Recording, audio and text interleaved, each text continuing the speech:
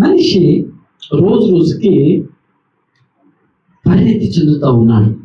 రోజు రోజుకి అనేకమైన సౌకర్యాలలోనికి, సౌలభ్యంలోనికి వెళుతూ ఉంటున్నాడు. మనిషి అనేకమైన క్లిష్ట విషయాలను, కఠినమైన విషయాలను సులువుపరుచుకుంటూ ఉన్నాడు.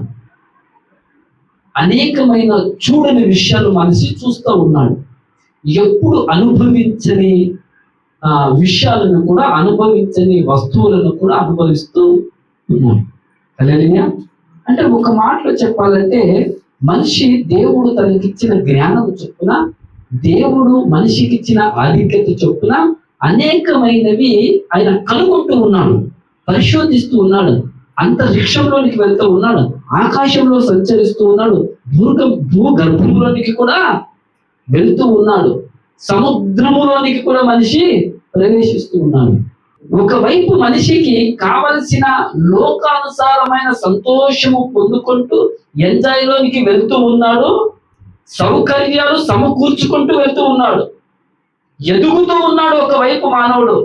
అదే విధానంలో ఇంకొక వైపు కష్టాలు, వేదనలు, అపనిందలు, అన్యాయము, అక్రమము, విచ్చలవిడితనము, మానవతా విలువలను కోల్పోయిన పిల్లలుగా, కోల్పోయిన పరిపాలకులుగా, కోల్పోయిన తండ్రులుగా, పిల్లలుగా ఈ లోకంలో మనము ముందుకు సాగుతూ ఉన్నాం. ఈ విషయంలో మనము ఆలోచించవలసి ఉన్నది. మనిషి ఏమేమో చేస్తున్నాడు, ఎక్కడికెక్కడికో వెళ్తున్నాడు, ప్రపంచమంతటా చూస్తున్నాడు, ఏవేవో విషయాలు తెలుసుకుంటున్నాడు, కనుగొంటున్నాడు. కానీ దేవుడు ఏర్పరచిన, దేవుడు నియమించిన, దేవుడు పరలోకం నుండి భూలోకానికి వచ్చిన విషయాన్ని, ఆ దైవమును పక్కన పెట్టి మంచి మార్గమును తృణీకరించి లోకము వెంబడిబడి,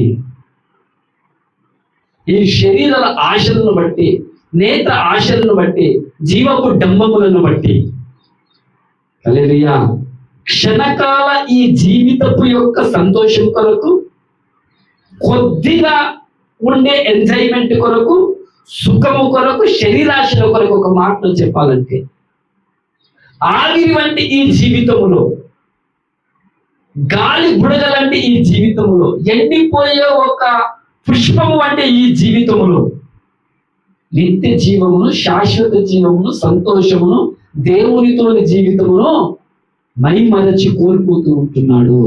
ఓ కుటుంబంలో తల్లి వెలిగించబడితే తండ్రి వెలిగించబడట్లేదు, ఓ తండ్రి వెలిగించబడితే పిల్లలు వెలిగించబడట్లేదు. చాలా ఘోరం, చాలా భయంకరం.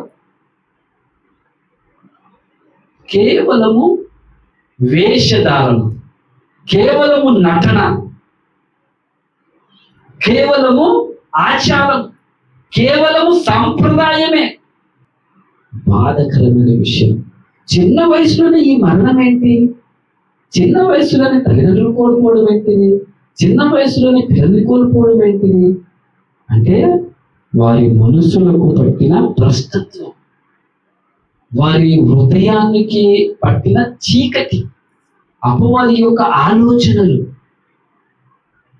మందిరాలకు వెళ్ళట్లేదా? వెళ్తున్నారు. పాటలు పాడట్లేదా? పాడుతున్నారు. కానీ వారు వదలవలసినవి వదలట్లేదు, విడిచిపెట్టవలసినవి విడిచిపెట్టట్లేదు. మత్తయి సువార్త 13వ అధ్యాయము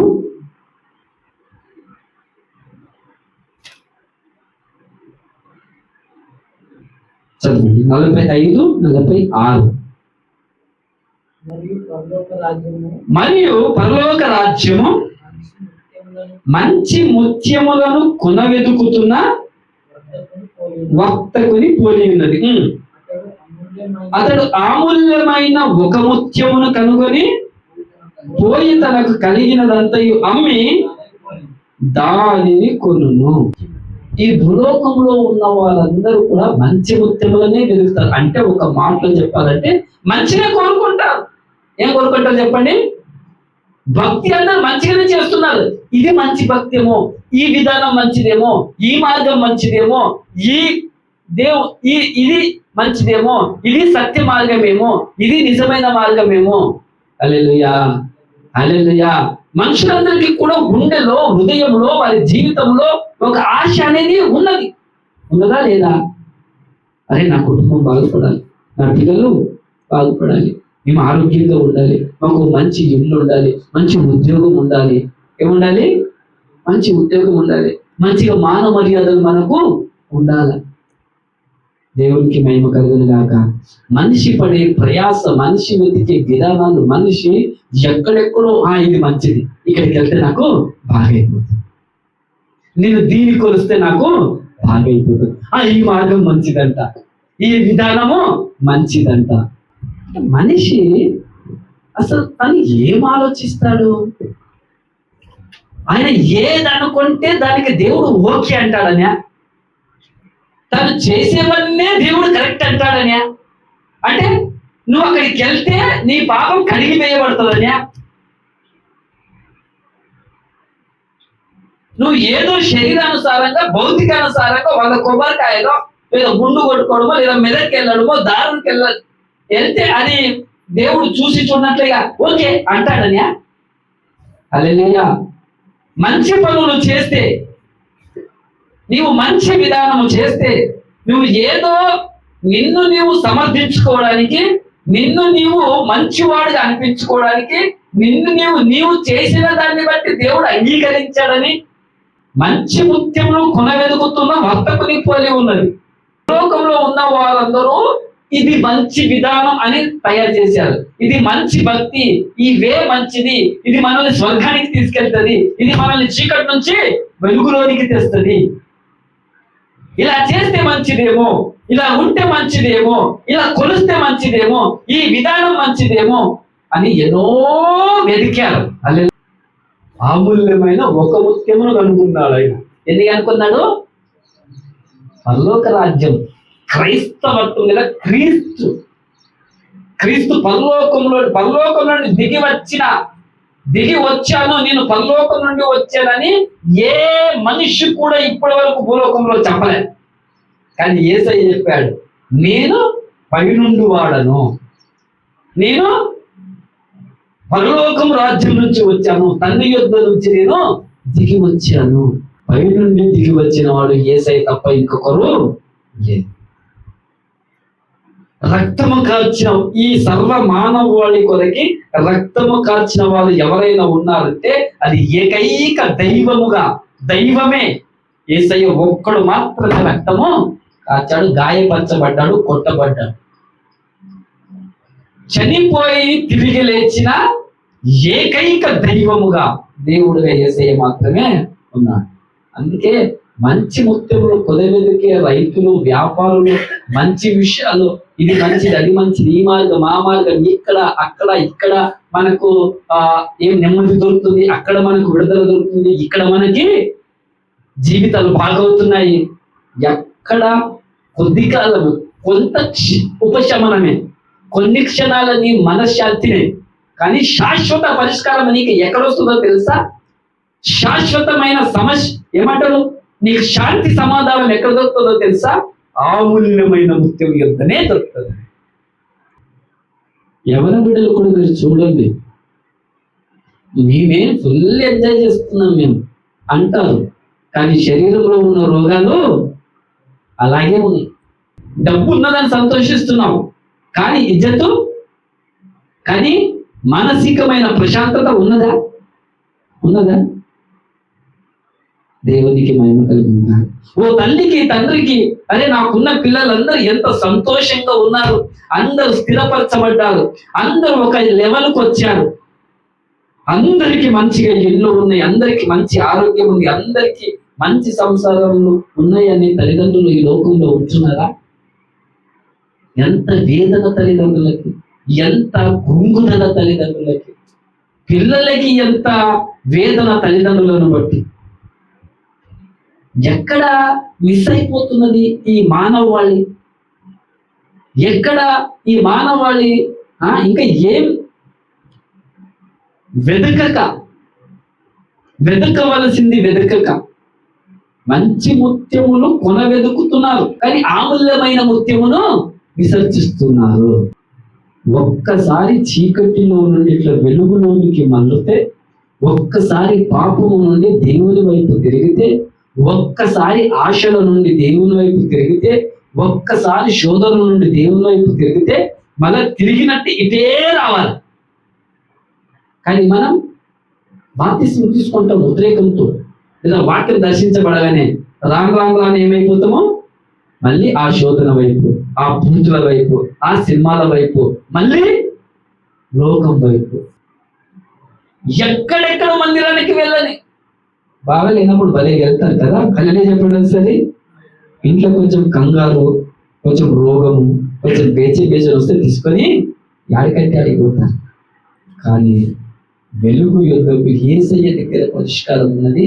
యేసయ్యనే పరిష్కారము, యేసయ్యనే జవాబు, యేసయ్యనే ఆధారం అని యేసయ్యను మాత్రము మనము ఆశ్రయించట్లేదు.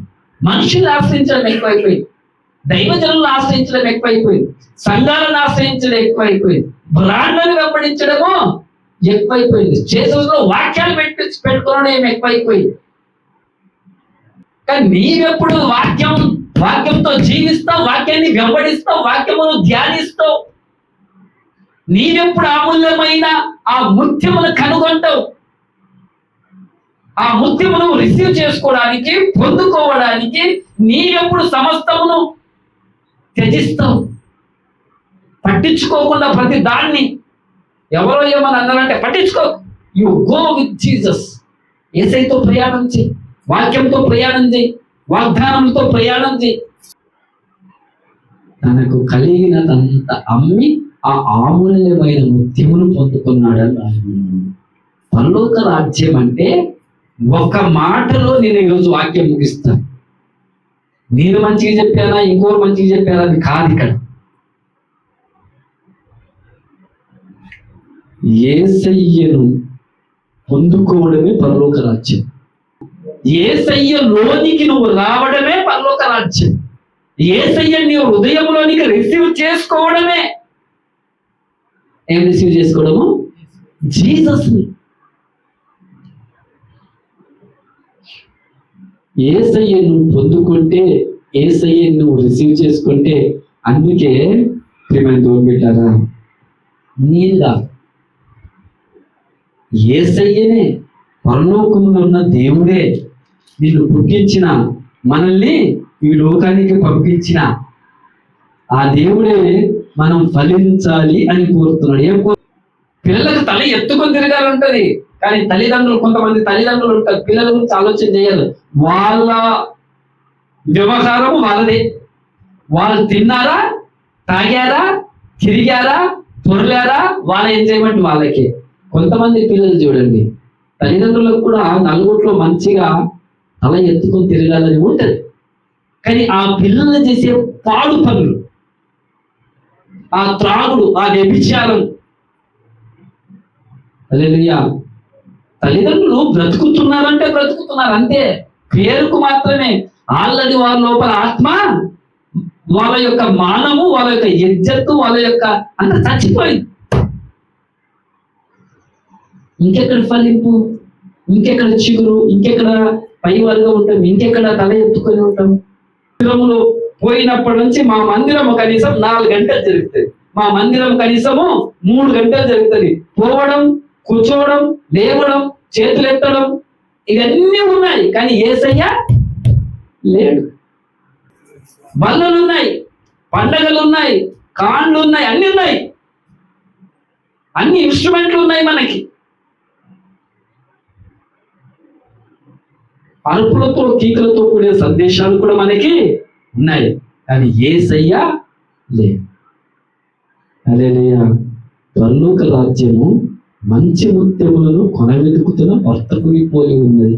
ఓ వర్తకుడా, ఓ వ్యాపారి, ఓ బిజినెస్ మ్యాన్, ఈ లోకములో ఉన్న వ్యాపారివి, ఈ లోకంలో ఉన్న ఒక సంచారం చేసే యాత్రికుడు, ఒక పరదేశివు నీవు. ఏమేమో వెతుకుతున్న వ్యాపారి అయి ఉండొచ్చు, కానీ నీకు మార్గములో, నీ జీవిత విధానములో నీకు అడ్డుగా ఎప్పుడు యేసయ్యను గురించిన సందేశం, యేసయ్యను గురించిన బోధ, పరలోక రాజ్యపు సువార్త, మారు మనసు గురించిన విషయం నీకెప్పుడు తారసపడలేదా? నీవెప్పుడు వినలేదా? నీ జీవితం నువ్వు మార్చుకోవాలని, నువ్వు చీకట్లో ఉన్నావని, నువ్వు దరిద్రతలో ఉన్నావని, అనారోగ్యంలో ఉన్నావని, ఈ పాపను నువ్వు వదిలిపెట్టాలని నీకెప్పుడు ఈ బోధ వినబడలేదా? ఎందుకు వినబడలేదు? నీ ఇంటి పక్కనే మందిరం ఉన్నది కదా, ప్రతి ఆదివారము ఆ సౌండ్ బాక్స్ లో నుంచి, వాటిని ఏమంటారు, ఆ స్పీకర్ లో నుంచి నీకు వినబడుతుంది కదా. దేవునికి మహిమ. దేవుడికి నీ లైఫ్ ని సమర్పించుకోకుండా, దేవునిని, యేసయ్యను, వాక్యాన్ని నీ జీవితంలో నుంచి తీసుకోకుండా, నీ కంప్లీట్ గా నీ పద్ధతి, నీ అలవాటు, నీ పాప జీవితం, పాత జీవితం, రోగ జీవితం, నీవు కనీసము స్మోకింగే వదలలేకపోతున్నావు. ఇంత వయసు వచ్చినా నీ పిల్లలు మాత్రము మంచి మార్గంలో ప్రయాణం చేయాలని నువ్వు కోరుతున్నావు. తప్పు కదా? హల్లెలూయా.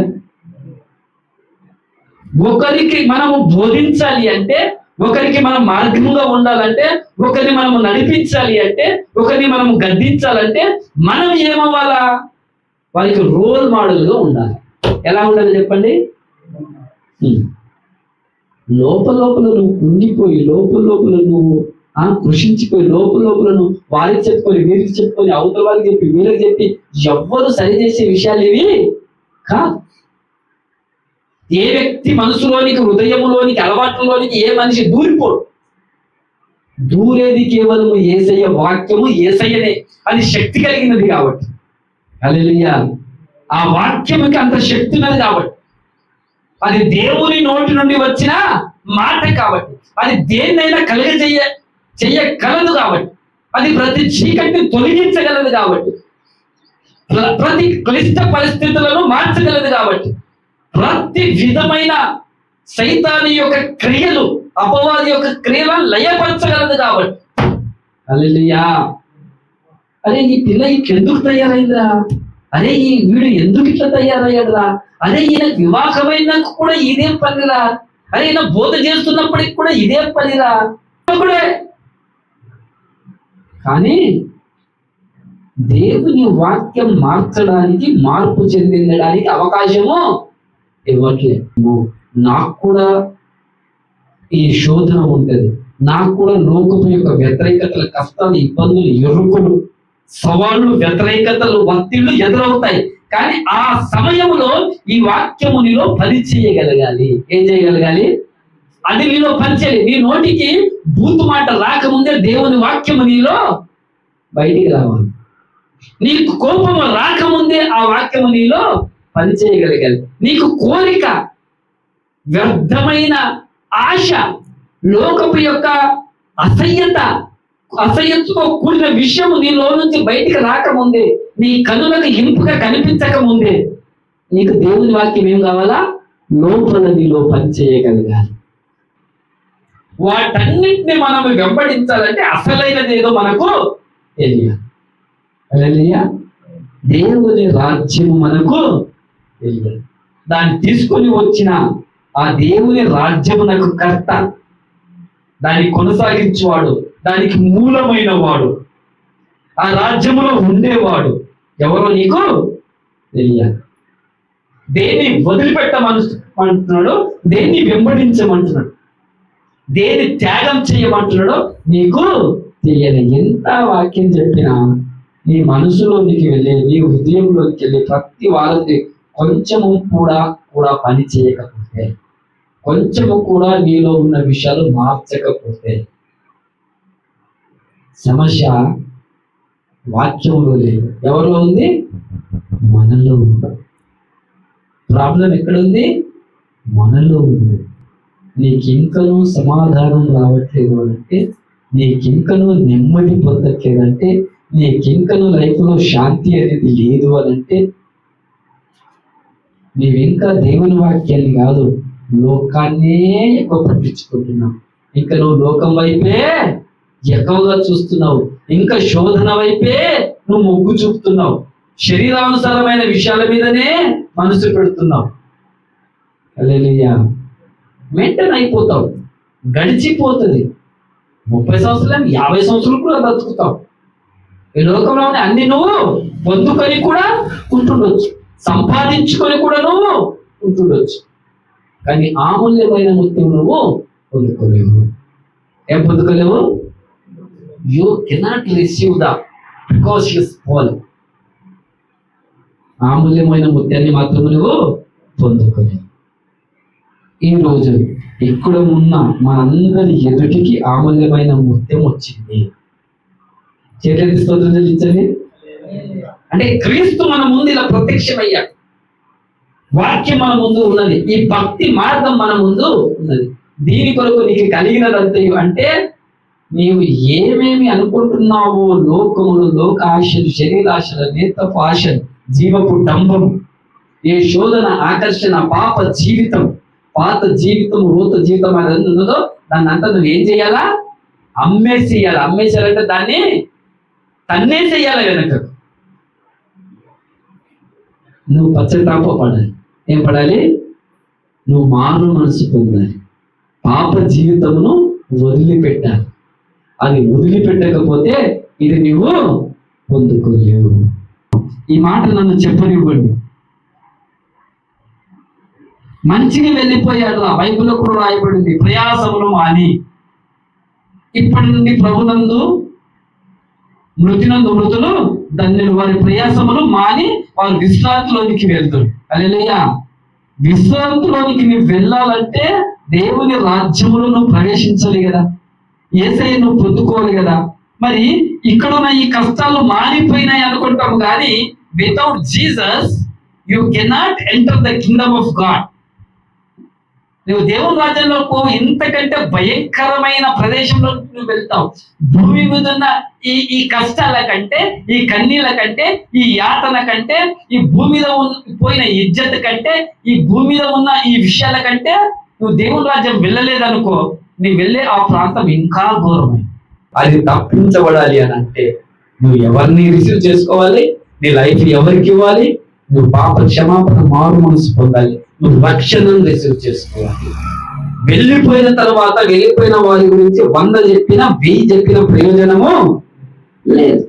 వాడు మంచోడని నువ్వు చెప్పినా, చెడ్డోడని నువ్వు చెప్పినా డిసైడ్మెంట్ నువ్వు చేయలేవు. డిసైడ్ ఎవరు చేస్తారు?